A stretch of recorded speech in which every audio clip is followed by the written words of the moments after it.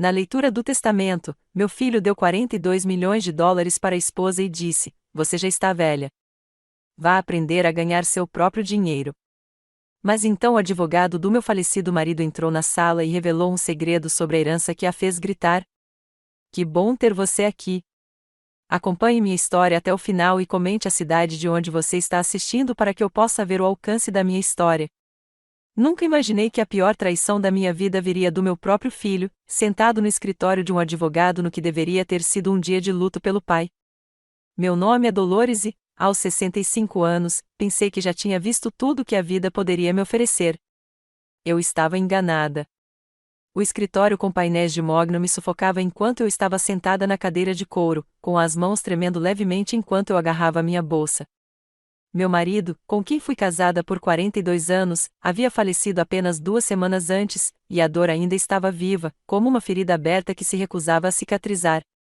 Harold tinha sido tudo para mim, meu parceiro, meu melhor amigo, o homem que construiu nossa vida juntos do nada. O Sr. Peterson, advogado de Harold, estava sentado atrás de sua mesa imponente, com uma pasta grossa à sua frente. O testamento, o documento que determinaria o resto da minha vida. Darren, meu filho de 38 anos, estava sentado ao meu lado com sua esposa, Meadow. Eu deveria ter me sentido confortado com a presença deles, mas havia algo errado no ar. Frio.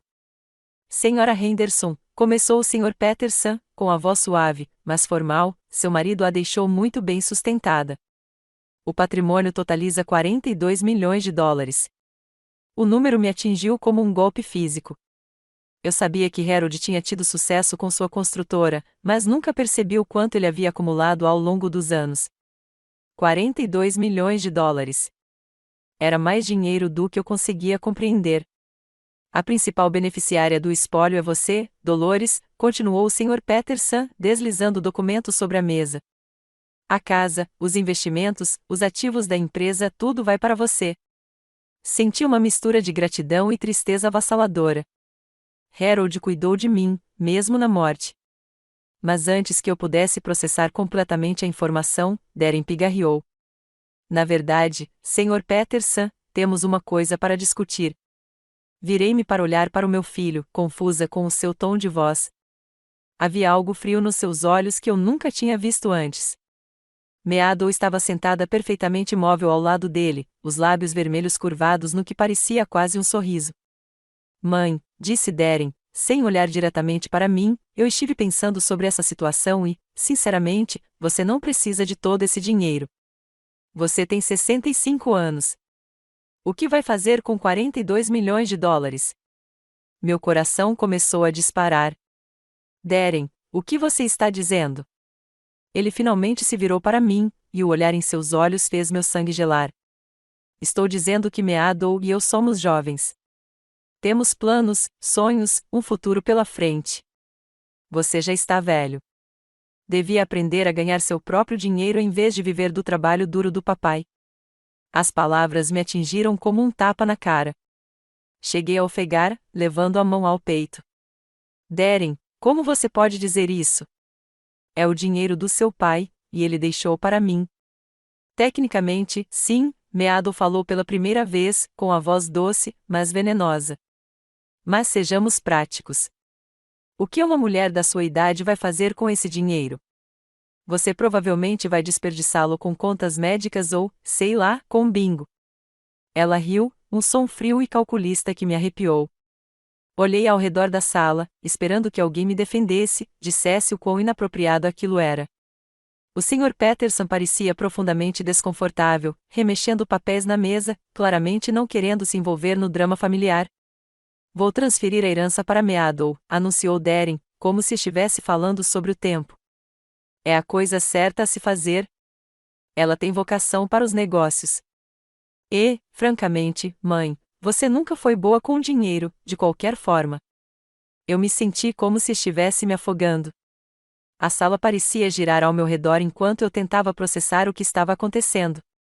Meu próprio filho, a criança que carreguei por 9 meses, criei e me sacrifiquei por ela, estava roubando o último presente que meu marido me deu. "Darren, por favor", sussurrei, com a voz quase inaudível. "Era isso que seu pai queria." ele deixou esse dinheiro para mim. Papai se foi, mãe.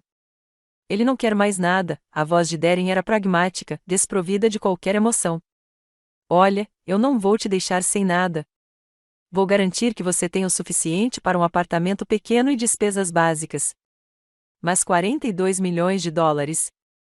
Vamos lá, seja realista. Meadow se inclinou para a frente, apoiando a mão bem cuidada na mesa. Na verdade, estamos te fazendo um favor, Dolores. Pense nisso.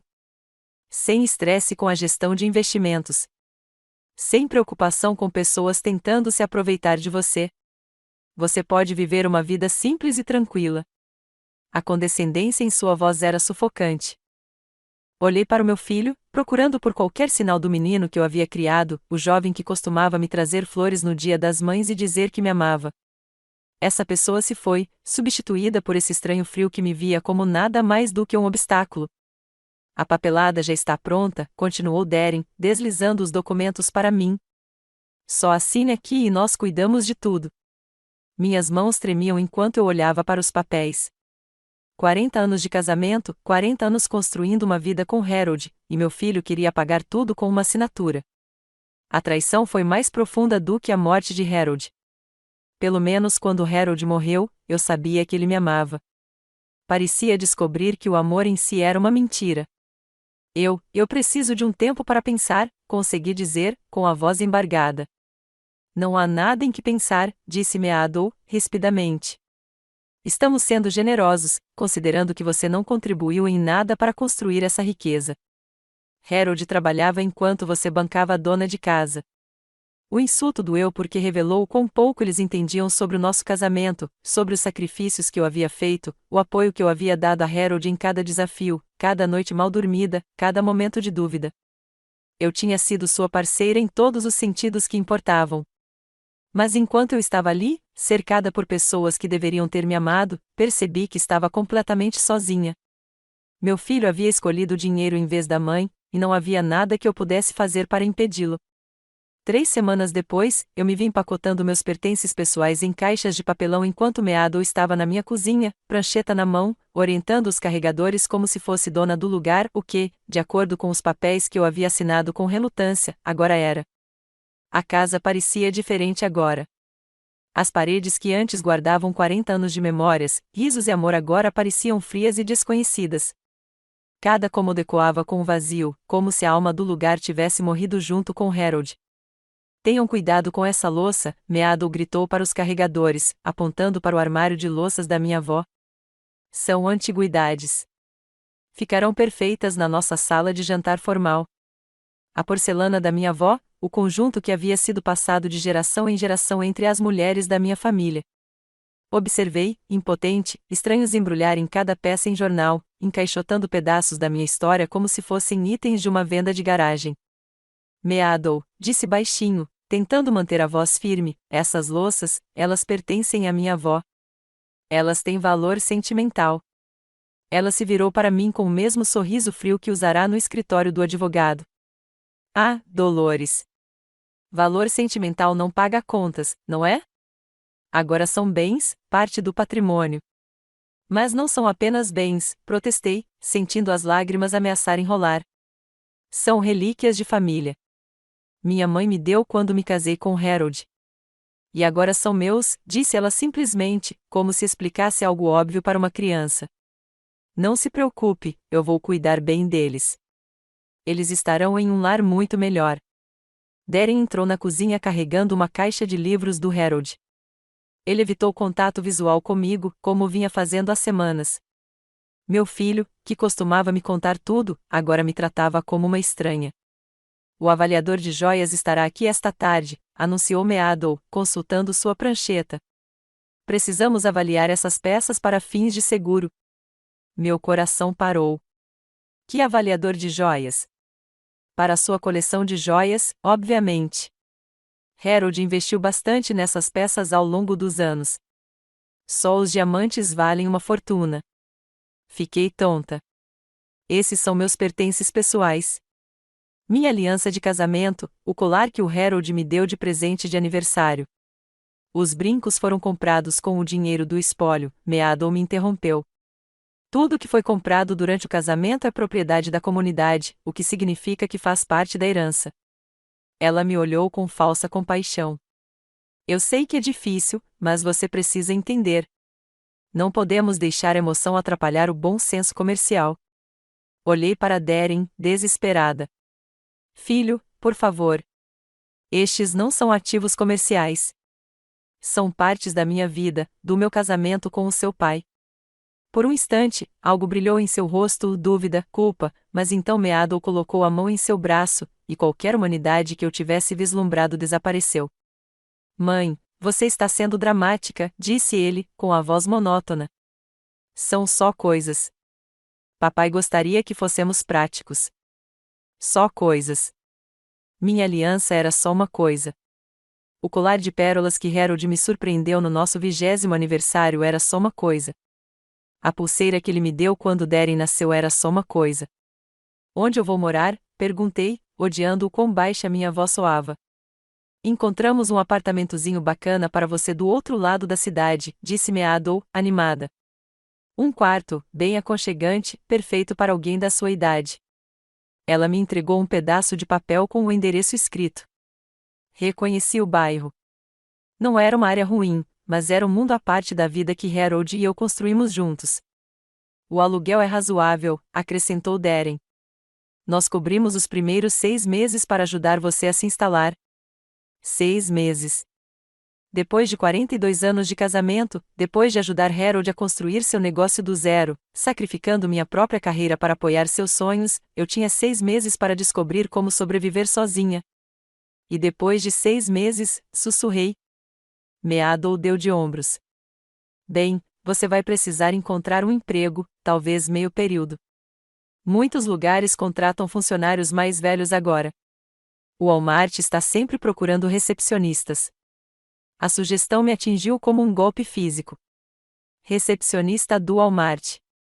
Depois de ser esposa de um empresário de sucesso, de organizar jantares para os clientes do Harold, de ser respeitada na nossa comunidade, eu estava sendo relegada a recepcionar clientes em uma loja de descontos.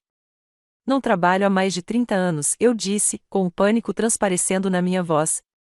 Quem vai contratar alguém da minha idade sem experiência recente? Isso não é problema nosso, respondeu Meadow, sua máscara de falsa compaixão se desfazendo um pouco. Você escolheu ser dona de casa em vez de construir uma carreira. Agora tem que arcar com as consequências.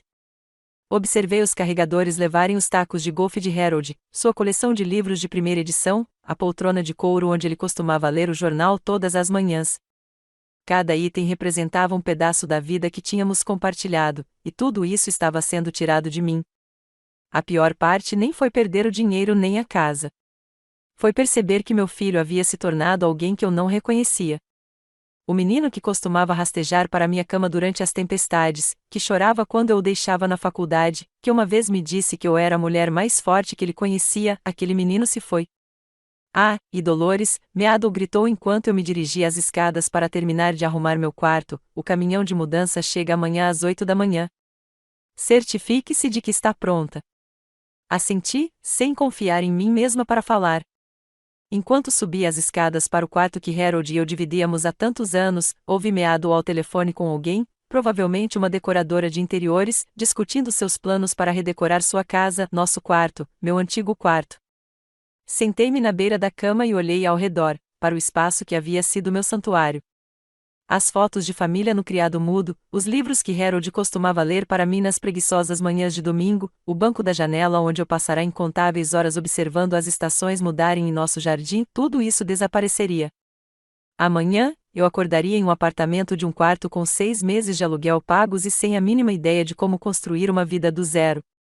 Aos 65 anos, eu estava recomeçando, abandonado pelo filho a quem dediquei minha vida a criar. Mas, enquanto estava sentado ali na escuridão crescente, algo começou a endurecer dentro de mim, não exatamente raiva, mas uma determinação fria. Eu havia sobrevivido à morte de Harold. Eu sobreviveria a isso também. E talvez, apenas talvez, meu filho e sua esposa calculista descobrissem que haviam subestimado a mulher que pensavam que poderiam simplesmente descartar. 4 meses depois de começar minha nova vida naquele apartamento apertado, descobri o quanto Meadow havia planejado me apagar da existência. O apartamento era exatamente como ela havia descrito: pequeno, funcional e completamente sem alma. As paredes eram bege, o carpete era bege, até os armários da cozinha eram bege. Parecia viver dentro de uma caixa de papelão. Todas as manhãs, eu acordava desorientado, esquecendo por um instante onde estava, esperando ver o papel de parede familiar do meu antigo quarto. Eu havia tentado tirar o melhor proveito dele. Arrumei meus poucos pertences restantes, os itens que Meadow havia considerado inúteis o suficiente para me deixar ficar, e tentei criar alguma aparência de lar, mas era como tentar plantar um jardim concreto. A pior parte não era o desconforto físico. Era a solidão. Na minha antiga vida, eu estava cercada de pessoas, vizinhos que me conheciam há décadas, os sócios de Harold e suas esposas, as mulheres do meu clube do livro, minhas parceiras de bridge. Agora eu não era ninguém, apenas mais uma idosa morando sozinha em um condomínio cheio de estranhos. Tentei ligar para alguns dos meus velhos amigos, mas as conversas eram estranhas e dolorosas. Como explicar que seu próprio filho essencialmente a renegou? Como admitir que a vida que todos invejavam se desfez em nada?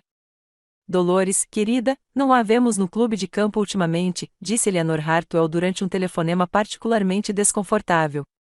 Eleanor e eu éramos amigas há 20 anos, servindo juntas em vários comitês de caridade. Tenho passado por algumas mudanças, respondi vagamente.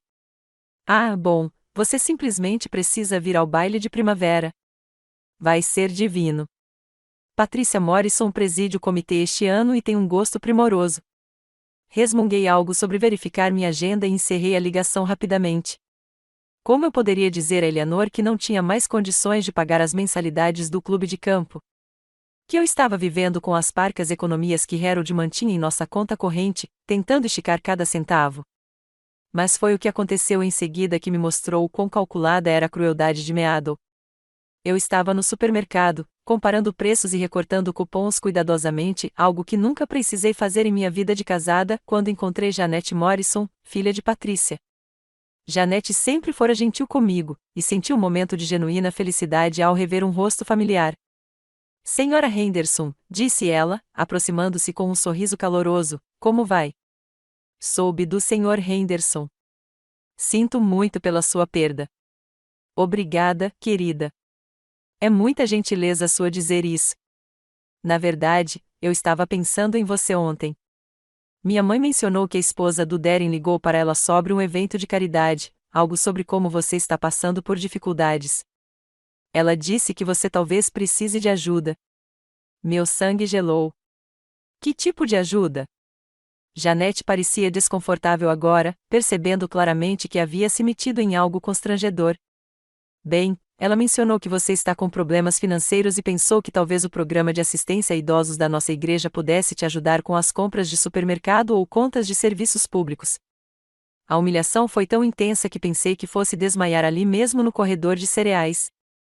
Meadow ligava para as pessoas, meus amigos, meu círculo social, e me pintava como uma espécie de caso de caridade. Ela estava sistematicamente destruindo não apenas minha segurança financeira, mas também minha reputação e minha dignidade. Entendo, consegui dizer, com a voz quase sussurrando.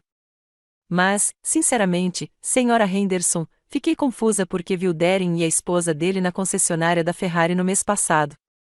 Eles parecem estar se saindo muito bem. Quer dizer, se eles podem comprar carros de luxo. Ela parou de falar, percebendo claramente que tinha falado demais. Mas suas palavras confirmaram o que eu suspeitava. Eles estavam gastando o dinheiro do Harold à toa enquanto me retratavam como uma pessoa desamparada e carente de caridade. Naquela tarde, liguei para Darren pela primeira vez desde que me mudei. Precisava confrontá-lo sobre o que Meadow estava fazendo. O telefone tocou 4 vezes antes que ele atendesse. O que você quer, mãe? A frieza em sua voz ainda me chocava, mesmo depois de meses. Esta era a criança que eu embalara para dormir, cujos joelhos ralados eu enfaixara, cuja faculdade eu ajudara a pagar aceitando um emprego de meio período quando o dinheiro estava curto. Darren, preciso falar com você sobre uma coisa. Meadow anda ligando para as pessoas, dizendo que preciso de ajuda de caridade. Ela está me humilhando na frente dos nossos amigos. nossos amigos, ele zombou. Mãe, essas pessoas eram contatos comerciais do papai. Nunca foram realmente seus amigos. Eles te toleravam por causa do dinheiro e da influência do papai. Cada palavra era como uma facada no meu coração. Isso não é verdade. A Eleanor e eu somos amigas há 20 anos. Você tem falado com a Eleanor ultimamente? Porque ouvi dizer que ela anda contando às pessoas como é estranho quando você liga, como você está sempre reclamando da sua situação. Eu não ligava para Eleanor havia semanas, desde aquela conversa dolorosa sobre o clube de campo. Mas ouvir que ela achava minhas ligações estranhas, que eu agora era vista como um fardo, foi devastador. Porque meado ou está dizendo às pessoas que preciso de caridade, insisti, tentando manter a voz firme. Porque você precisa mesmo de ajuda, respondeu Darren, com naturalidade. Olha, mãe, vamos ser sinceras. Você tem 65 anos. Não tem habilidades profissionais, nem carreira, nem perspectivas reais. Meado só estava tentando te ajudar a manter um pouco de dignidade enquanto você faz a transição para, bem, seja lá o que for que sua vida vai ser agora. Minha vida era ser a esposa do seu pai e sua mãe. Essa era a minha carreira. Foi o que eu escolhi. E meu pai morreu, e eu estou casada agora. Seu trabalho acabou. A brutalidade daquilo me tirou o fôlego. Seu trabalho acabou. Como se 38 anos de maternidade fossem apenas um emprego temporário que tivesse chegado ao fim. Darren, eu ainda sou sua mãe. Isso não acaba só porque você é casado. Você tem razão, disse ele, e por um momento, senti uma pontada de esperança. Você ainda é minha mãe, mas isso não significa que tenha direito a nada de mim. Eu não te devo nada para viver, mãe. Não te devo o dinheiro do meu pai, e não te devo meu tempo ou atenção. Eu nunca disse que você me devia alguma coisa. Eu só quero meu filho de volta.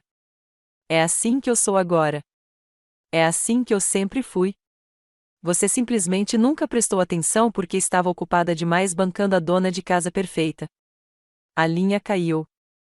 Ele tinha desligado na minha cara. Sentei-me na minha sala de estar bege, cercada pelo silêncio, e percebi que não estava apenas de luto pela morte de Harold. Eu também estava de luto pela morte do meu filho. O menino que eu havia criado se fora, substituído por este estranho frio que me via como nada mais do que um incômodo. Naquela noite, deitei-me na minha cama estreita no meu quarto bege, olhando para o teto e tentando imaginar como sobreviveria não apenas financeiramente, embora isso fosse certamente uma preocupação, já que Darren tinha concordado em pagar apenas 2 meses de aluguel, mas emocionalmente e espiritualmente. Como reconstruir uma vida quando tudo o que você pensava saber sobre si mesmo, sobre sua família, sobre o próprio amor, foi arrancado de você? Pensei em Harold e me perguntei se ele sabia. Teria ele visto a frieza em Darren que eu não tinha percebido? Teria ele percebido que nosso filho me abandonaria no momento em que se fosse? E se ele soubesse, por que não me protegeu? Mas enquanto eu adormecia naquela noite, uma vozinha no fundo da minha mente sussurrou algo que mudaria tudo, talvez ele soubesse.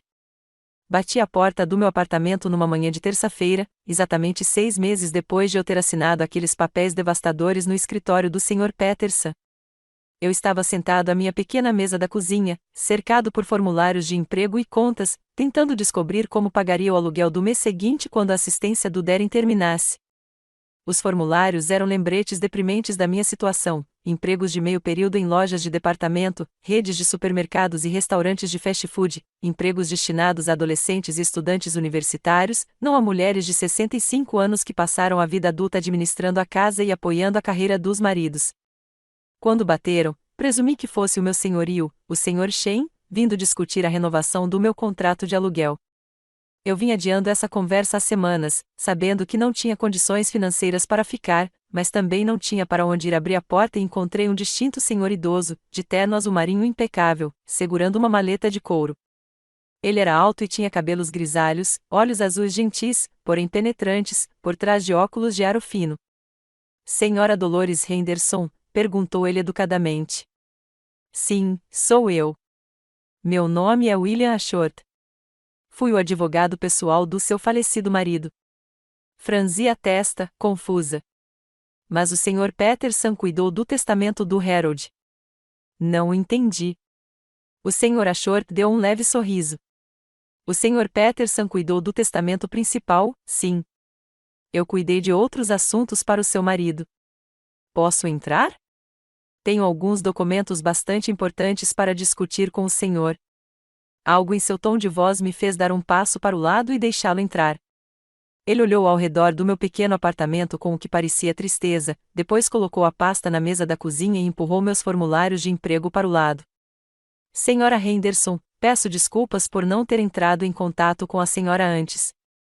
Seu marido me deu instruções muito específicas sobre quando e em que circunstâncias eu deveria abordá-la com essas informações. Que informação? Perguntei, afundando-me na cadeira à sua frente. Ele abriu a maleta e tirou uma pasta grossa de papel pardo. Harold veio me procurar há cerca de 2 anos, muito preocupado com algumas mudanças que estava observando em seu filho, Darren, principalmente depois que Darren se casou com Meadow. Meu coração começou a disparar. Que tipo de mudanças? Ele notou que Darren estava cada vez mais indiferente a você, cada vez mais focado em coisas materiais. Harold estava preocupado com o que poderia acontecer com você se Darren assumisse o controle das finanças da família. O Sr. Ashworth abriu a pasta e tirou um documento que eu nunca tinha visto antes. Isto é o que chamamos de testamento condicional, Sra. Henderson. Ele foi elaborado para funcionar em conjunto com o testamento principal que o Sr. Peterson leu para a senhora. Olhei para os papéis, com as mãos tremendo levemente. Não entendo. Seu marido era um homem muito sábio. Ele esperava estar errado sobre Darren, mas queria protegê-la caso estivesse certo. Então, ele criou um teste. Um teste. O Sr. Ashworth inclinou-se para a frente, com a expressão grave. A herança que Darren recebeu era condicional, embora Darren nunca tenha sido informado disso. Se, dentro de 6 meses após a morte de Harold, Darren a tratasse com gentileza e respeito, se garantisse que você estivesse confortável e bem cuidada, a herança se tornaria permanentemente dele. Minha respiração ficou presa na garganta. E se ele não fizesse isso, se ele te abandonasse, te humilhasse ou te deixasse em dificuldades financeiras, toda a herança voltaria para você, junto com os bens adicionais que Harold havia reservado especificamente para essa contingência. A sala parecia girar ao meu redor. Ativos adicionais? O Sr. Ashworth sorriu pela primeira vez desde que entrou no meu apartamento. Sra. Henderson, seu marido era muito mais bem-sucedido do que a senhora imaginava. Os 42 milhões de dólares eram apenas a parte de sua riqueza que lhe mantinha visível. Ao longo dos anos, ele investiu discretamente em vários empreendimentos, comprou propriedades sob diferentes entidades e construiu o que equivale a uma segunda fortuna. Ele tirou outro conjunto de documentos. Se as condições forem cumpridas, o que claramente foi, você se torna o único beneficiário de um patrimônio no valor aproximado de 60 milhões de dólares. Eu não conseguia respirar. 60 milhões de dólares, mais do que Harold jamais me contará, mais do que eu jamais imaginara. O período de 6 meses terminou ontem, continuou o Sr. Ashworth. Tenho monitorado a situação conforme as instruções de Harold. Sei das suas condições de vida, das tentativas de Meadow de humilhá-la publicamente, do tratamento cruel que Darren lhe deu. Os temores de Harold em relação ao filho eram, infelizmente, completamente justificados. Lágrimas começaram a rolar pelo meu rosto, não lágrimas de alegria, ainda não, mas lágrimas de vingança. Harold sabia.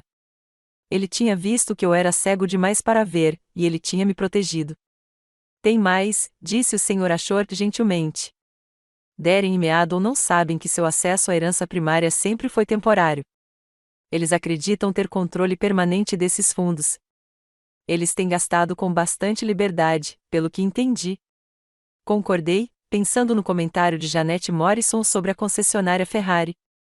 Eles compraram vários veículos de luxo, joias caras, tiraram várias férias luxuosas e Meadow está reformando a casa extensivamente. Pelos meus cálculos, gastaram quase 8 milhões de dólares em 6 meses. 8 milhões de dólares, sussurrei. Sim, dinheiro que agora eles terão que devolver com juros, já que nunca foi legalmente deles para gastar. A magnitude do que o Sr. Ashworth estava me dizendo era avassaladora. Não só eu estaria financeiramente segura, como Darren e Meadow enfrentariam as consequências de sua ganância e crueldade. O que acontece agora? Perguntei. O Sr. Ashworth começou a organizar os papéis à minha frente. Agora você assina estes documentos, que ativarão o testamento condicional e transferirão todos os bens para você. A casa, o negócio, os investimentos, tudo que Harold construiu será seu. Além disso, todas as despesas feitas por Darren e Meadow nos últimos 6 meses se tornarão dívidas que eles têm com o espólio. Peguei a caneta que ele me ofereceu, com a mão tremendo. Eles vão para a cadeia? Isso depende de vários fatores, mas, no mínimo, enfrentarão consequências financeiras significativas. Perderão a casa, os carros, tudo o que compraram com dinheiro que nunca foi deles. Ao assinar meu nome nos documentos, pensei em Harold e em como ele conhecia bem nosso filho, melhor do que eu. Aparentemente, ele tinha percebido o egoísmo, a arrogância, a falta de amor genuíno que eu me recusava a reconhecer. Senhora Henderson, disse o Sr. Ashworth enquanto reunia os papéis assinados, há mais uma coisa. Harold deixou uma mensagem pessoal, para ser entregue somente se este dia chegasse. Ele me entregou um envelope lacrado com meu nome escrito na letra familiar de Harold. Dentro, havia uma única folha de papel. A minha querida Dolores, li em voz alta, com a voz embargada: se você está lendo isso, então nosso filho mostrou sua verdadeira natureza, e sinto muito que você tenha passado por tanta dor. Eu esperava estar errada sobre Darren, mas temia estar certa. Você merecia mais do filho que criamos juntos. Você sempre foi a pessoa mais forte que conheço, e sei que vai se reconstruir lindamente a partir disso. Dinheiro é só dinheiro, mas você é insubstituível. Eu te amo para sempre, Harold. Dobrei a carta com cuidado, segurando-a contra o peito. Meu marido me amava o suficiente para prever o que estava por vir e me proteger. Mesmo na morte, Harold continuou cuidando de mim. O que eu faço agora? Perguntei ao Sr. Ashworth. Ele sorriu. Agora, Sra. Henderson, retome a sua vida. O telefonema chegou às 7 da manhã, 3 dias depois de eu ter assinado os documentos que mudariam tudo. Eu estava sentado no meu apartamento, embora não por muito mais tempo, tomando café e lendo os relatórios financeiros que o Sr. Ashworth havia fornecido.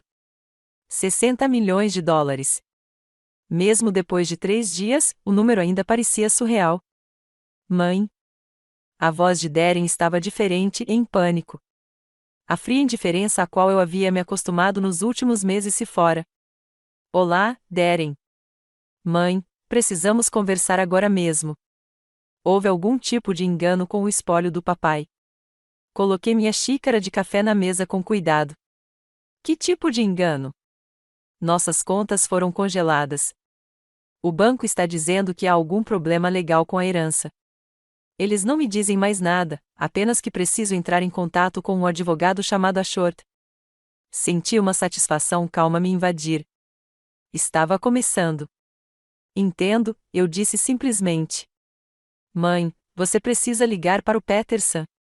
Você precisa descobrir o que está acontecendo. Estamos falando do dinheiro do seu marido. O dinheiro do seu marido, não o dinheiro do nosso pai, não o dinheiro da família. Mesmo em pânico, Darren não conseguia reconhecer que Harold tinha sido meu marido primeiro, meu parceiro por 42 anos. Na verdade, Darren, eu já sei o que está acontecendo. Houve silêncio do outro lado da linha. Então, com uma voz mal controlada, ele disse: como assim, você sabe? Quer dizer, eu sei sobre o testamento condicional. Sei que você nunca herdou nada. Sei que você gastou 8 milhões de dólares que nunca foram seus. O silêncio se prolongou dessa vez. Eu conseguia ouvir a voz de Meadow ao fundo, ríspida e exigente, embora não conseguisse entender as palavras. Isso é impossível, disse Darren finalmente. Peterson leu o testamento. Tudo foi deixado para você, e você transferiu para nós. Transferi a herança principal, sim, mas havia outro testamento, Darren. Um condicional. Seu pai criou um teste para ver que tipo de homem você realmente era. Um teste. Sua voz falhou ao dizer a palavra. Se você tivesse me tratado com gentileza e respeito após a morte dele, se tivesse se certificado de que eu estava confortável e bem cuidado, a herança teria sido sua para sempre. Mas se você me abandonou, me humilhou, me deixou em dificuldades. Fiz uma pausa, deixando as implicações se aprofundarem. Bem, então tudo voltaria para mim. Não, ele sussurrou. Não, isso não. Papai não teria feito isso. Seu pai te conhecia melhor do que eu. Aparentemente, ele viu que eu era cego demais para ver que você tinha se tornado alguém que valorizava mais o dinheiro do que a família. A voz de Meadow ficou mais clara ao fundo. Ela gritava algo sobre advogados e processos judiciais. Eu conseguia imaginá-la perfeitamente, o rosto vermelho de raiva, seu mundo cuidadosamente construído desmoronando ao seu redor. Mãe, você não pode fazer isso, disse Darren, e pela primeira vez em meses, ouvi algo que poderia ser emoção genuína em sua voz. Gastamos dinheiro. Assumimos compromissos. Compramos a casa, as reformas, os carros. Sim, eu sei. Gastos no valor de 8 milhões de dólares com dinheiro que nunca foi seu. Isso se chama roubo, Darren. Não é roubo. Você assinou os papéis. Eu assinei os papéis transferindo o que eu pensava ser uma herança legítima. Mas como a herança era condicional e as condições não foram cumpridas, esses papéis não valem nada. Você está gastando dinheiro roubado. Ouvi algo se quebrando ao fundo, provavelmente Meadow jogando algo em sua fúria. Mãe, por favor. Podemos resolver isso. Podemos tomar providências para você. Providências melhores.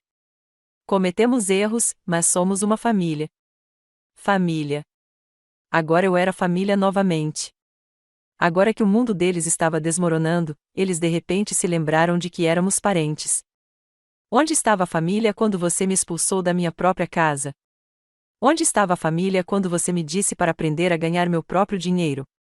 Onde estava a família quando Meadow ligou para meus amigos para dizer que eu precisava de caridade? Nós estávamos errados sobre isso. Mas, mãe, você precisa entender, nós temos obrigações agora, a hipoteca da casa, as prestações do carro. Obrigações que você criou gastando dinheiro que não lhe pertencia. Houve uma longa pausa. E quando Darren falou novamente, sua voz havia mudado. O pânico ainda estava lá, mas agora havia algo mais, raiva. Você planejou isso. Você e o papai, vocês planejaram tudo isso para me prender. Seu pai planejou me proteger exatamente do que você fez comigo. A armadilha foi a sua própria ganância, Darren. E agora? Você vai destruir seu próprio filho, sua própria família? Você destruiu esta família quando escolheu o dinheiro em vez da sua mãe. Estou apenas recuperando o que seu pai queria que eu tivesse. Meadow pegou o telefone, eu podia ouvir a luta. Então sua voz surgiu, aguda e venenosa. Sua bruxa velha e amarga. Você não pode tirar o que é nosso. Vamos lutar contra isso no tribunal. Vamos provar que você manipulou Harold, que o influenciou contra o próprio filho. Boa sorte com isso, Meadow. Harold fez esses arranjos há 2 anos, muito antes de adoecer, e documentou com muito cuidado suas preocupações com o caráter de Darren. Isso é extorsão, chantagem. Não, querida. São consequências. Desliguei o telefone, com as mãos surpreendentemente firmes. Em menos de 1 hora, ouvi batidas na porta do meu apartamento. Olhei pelo olho mágico e vi Darren e Meadow parados no corredor. Darren parecia exausto, como se não tivesse dormido. Meadow parecia uma mulher à beira de um colapso nervoso. Abri a porta, mas deixei a corrente travada. Mãe, deixe-nos entrar. Precisamos conversar sobre isso racionalmente. Podemos conversar pela porta, eu disse. Por favor, disse Meadow, e fiquei chocada ao ver lágrimas em seus olhos. Por favor, senhora Henderson, estamos desesperados. Temos pagamentos a pagar, obrigações. Se a senhora devolver o dinheiro, perderemos tudo. Tudo que você comprou com o dinheiro roubado? Sim. Darren encostou o rosto na fresta da porta. Mãe, eu sei que disse coisas que não devia. Sei que te magoei, mas sou seu filho, seu único filho. Papai ia querer que você cuidasse de mim. Seu pai planejou essa situação especificamente para puni-la por não cuidar de mim. Acho que as intenções dele são bem claras. Nós vamos te compensar, disse Meadow, frenética. Compraremos uma casa para você, uma casa bacana. Daremos uma mesada, o suficiente para você viver confortavelmente. com o meu próprio dinheiro. Não importa de quem é o dinheiro. O importante é que todos nós nos beneficiemos. Olhei para ela pela fresta da porta. Mesmo agora, diante da ruína completa, ela ainda não entendia. Ainda achava que se tratava de dinheiro, de transações e arranjos. Não conseguia compreender que se tratava de amor, de respeito, da dignidade humana básica que ela havia passado meses sistematicamente me privando. Os advogados entrarão em contato com você para discutir o cronograma de pagamento, eu disse baixinho. Você tem 30 dias para desocupar minha casa. Sua casa, a voz de Darren falhou. Mãe, aquela é a casa da minha infância. Foi onde eu cresci. E foi onde morei com seu pai por 40 anos. Era onde ele queria que eu passasse o resto da minha vida, não no apartamento bege vivendo de caridade. Comecei a fechar a porta, mas a voz de Darren me interrompeu. Mãe, espera. Por favor, só, o que você quer? O que seria necessário para resolvermos isso? Olhei para ele pela fresta da porta, aquele homem que costumava ser meu garotinho, a quem amei incondicionalmente por 38 anos, e percebi que o filho que eu havia criado havia realmente partido. A pessoa parada no meu corredor era um estranho que, por acaso, compartilhava o mesmo DNA que eu. Quero que você entenda o que fez comigo. Quero que sinta como é perder tudo porque as pessoas em quem você mais confiava te traíram. Quero que saiba como é ser descartado pela própria família. Vamos ao tribunal, disse Meadow, seu desespero se transformando em raiva. Vamos lutar contra isso com tudo o que temos. Com que dinheiro? Perguntei. Suas contas estão congeladas, lembra? E agora eu sou dona de tudo, incluindo o adiantamento do seu escritório de advocacia. Fechei a porta e deslizei a trava de corrente para dentro. Eles bateram e gritaram por mais alguns minutos antes de finalmente desistirem. Conforme seus passos se dissipavam no corredor, senti algo que não sentia há meses: paz. 6 meses depois, eu estava no jardim atrás da minha casa novamente, observando o nascer do sol pintar o céu em tons de dourado e rosa. As rosas que Harold havia plantado para o nosso 20º aniversário de casamento estavam florescendo magnificamente, como se estivessem celebrando meu retorno para casa. A casa parecia diferente agora. Ainda era a mesma estrutura, ainda guardava os mesmos 40 anos de memórias, mas a atmosfera opressiva que Meadow havia criado havia desaparecido. Eu havia passado semanas desfazendo as reformas dela, removendo os acessórios frios e modernos que ela havia instalado e restaurando os espaços aconchegantes e confortáveis que Harold e eu havíamos criado juntos. O processo judicial foi rápido assim que o Sr. Ashworth apresentou as provas meticulosamente documentadas de Harold. Darren e Meadow não tinham motivos para contestar o testamento condicional. Era incontestável, criado por um dos advogados especializados em herança mais respeitados do estado e testemunhado por várias partes independentes. A casa me foi devolvida em 60 dias. Os carros foram retomados. As joias caras de Meadow, compradas com fundos do espólio, foram recuperadas e vendidas. Até as reformas que ela havia feito foram contabilizadas como dívida contra o espólio, já que foram pagas com dinheiro que nunca foi deles. No final, Darren e Meadow deviam ao espólio quase 12 milhões de dólares, os 8 milhões de dólares originais que haviam gasto, além de juros, custas judiciais e multas. Era uma dívida que eles jamais conseguiriam pagar. Ouvi passos no caminho de pedra e me virei para ver Eleanor Hartwell se aproximando. Ela parecia nervosa, insegura, muito diferente da socialite confiante que eu conhecia há 20 anos. Dolores, disse ela cuidadosamente, obrigada por concordar em me receber. Eu vim evitando a maior parte do meu antigo círculo social desde que voltei para casa. A humilhação de saber como eles falavam de mim, como me viam como um fardo e uma vergonha, ainda estava viva. Eleanor, eu disse, assentindo. Ela se sentou no banco do jardim ao meu lado, alisando a saia nervosamente. Eu te devo um pedido de desculpas. Vários pedidos de desculpas, na verdade. Não disse nada, esperando. Eu estava enganada sobre você, sobre a sua situação. Quando Meadow ligou, ela pintou um quadro tão convincente de você tendo algum tipo de colapso, precisando de intervenção. Ela fez parecer que ela e Darren estavam tentando te ajudar, mas você estava sendo teimosa e orgulhosa. E você acreditou nela, eu disse. Eleanor corou. Eu queria acreditar nela. Era mais fácil do que me envolver, mais fácil do que questionar o que realmente estava acontecendo. Escolhi a saída covarde. Ela tirou um lenço da bolsa e enxugou os olhos. A verdade é que eu estava com ciúmes. Você e Harold tinham algo especial, algo real. Meu casamento com Charles tem sido mais um acordo comercial há anos. Quando soube que você estava com dificuldades, uma parte de mim quase se sentiu aliviada. Isso me fez sentir melhor com a minha própria vida. Sua honestidade foi inesperada, e percebi que minha raiva diminuiu um pouco.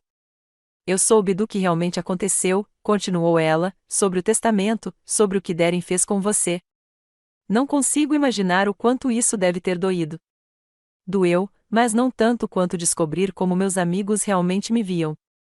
Eleanor ficou em silêncio por um longo momento, observando uma borboleta se mover entre as rosas. O que posso fazer para consertar isso?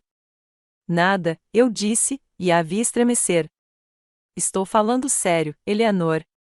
Não há nada que você possa fazer para desfazer o que aconteceu.